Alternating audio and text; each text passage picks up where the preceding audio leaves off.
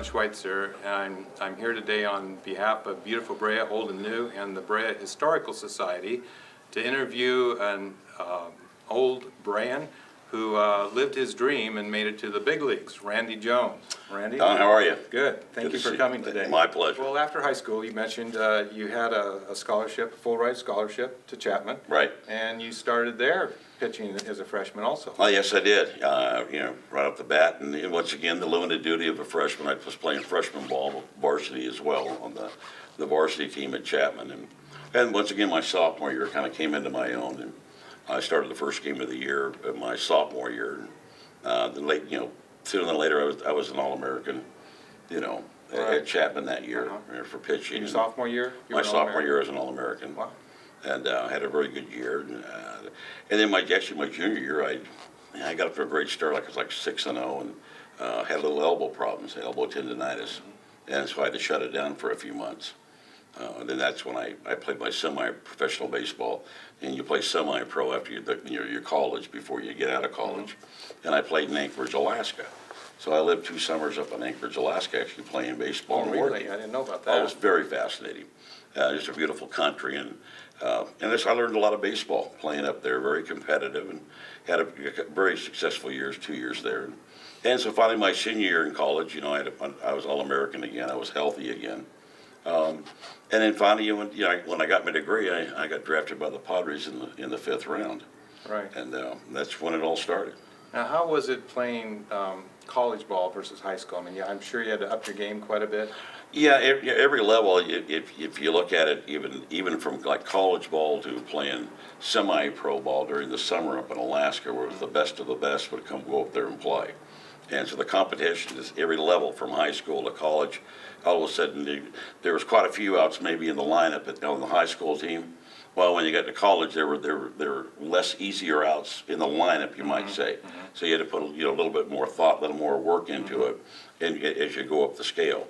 And I found that to be true all the way to the big leagues, by the way. Yeah. It just kept getting better and better. So after Chapman, you were drafted. Right. And you spent, I think, 1 year in the minors? Yeah, it was interesting. I really thought the Detroit Tigers were going to take me in the 6th round of the draft, and the Padres took me in the 5th round. And I'd never talked to anybody in the Padre organization, so I was kind of surprised. But also I realized that the big thing is I was going to get an opportunity. It was a young franchise. It was just growing. And so I really thought, gee, my odds are a lot better. I don't want to be by Denny McClain and Mickey Lolich. That's not what I wanted in Detroit. So, and with the San Diego Padres, a young team, I thought I might have an opportunity to get to the big leagues kind of quick.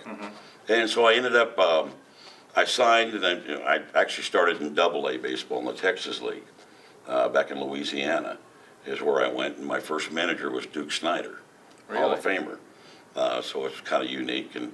And all I can tell you about Alexandria, Louisiana, it's one of the hottest places on earth, But that's where I started my major league career. And there, I made about 10 starts that year through the summer. And then once the summer was over, I took the winter off, and in '73, I went back to AA spring training and back to Alexandria, Louisiana to start. It was 1973.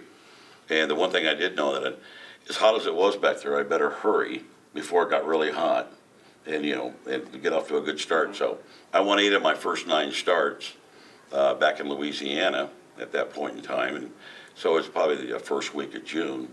The big league team was having problems because the pitchers were walking a lot of people. And I think in my 10 starts, at the start of that year, I'd only walked 3 guys, in all 10 starts. And so Don Zimmer was the manager, and he was just looking for somebody that could throw strikes. And actually, he was looking down a sheet of paper, and he says, I don't know who this Jones kid is, but he's right now he's 8-1. He's only walked 3 guys. He goes, get him to the big leagues. I want him here now. All right. And that's how I got to the big leagues. Now, I know you weren't known for your fastball. No. So can you describe a little bit about your pitching style? Well, it changed, it evolved. Once I left high school, I was probably, honestly, in high school, I might have been throwing 89, 90 miles an hour. But, like I mentioned, my sophomore year, all of a sudden I turn around and I hurt my elbow a little bit, and you lose a little bit of that.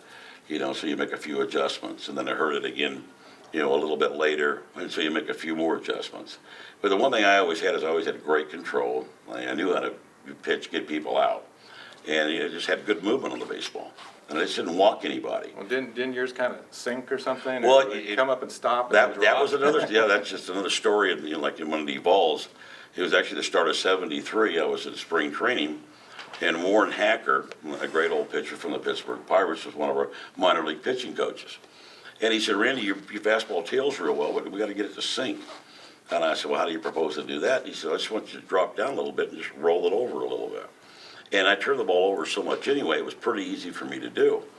And so I started doing it, and I started throwing a few, and he'd go, there it is, you see that sink? And I'd look at him and go, no, you know? And he goes, well, it did. And I said, well, okay, whatever you say. And I just kept working on it, and finally, when I finally got back to the regular games in Louisiana, I realized how valuable the pitch was and how much it moved. And it's like finding a new toy, you know, for me. Because I still had the great control, and I could put it wherever I wanted to. And with all that movement, I started realizing it wasn't swing and misses, it was ground balls, or popping it up. You know, I started becoming a pitcher of contact. I wanted you to make contact.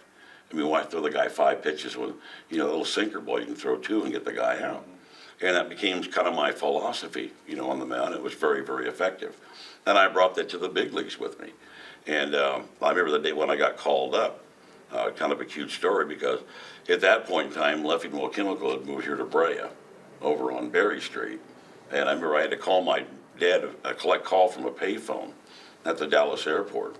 And so I called my dad. I go, Dad, so I'm in Dallas, and I said, I just got called up to the big leagues. I'm joining the club in Montreal, Canada. And there was kind of a, you know, real quiet pause. And I said, Dad, and he goes, well, thanks for calling, son. And he hung up on me, you know, and I had to call him back. You know, I think I shocked him to death, you know. But anyway, I said, well, look, I said, well, you gotta, I'm headed to join the team. I said, you need to fly back to Louisiana, grab my wife, Marie, you know, and I said, and get back to San Diego. And he goes, you think you're gonna stay up? And I said, I'm not going back there. I'm not going back to Louisiana, Pop. I'll take care of that. And it's just a great story. And so anyway, that's where I started my career, and you know, it was a great experience. Well, you were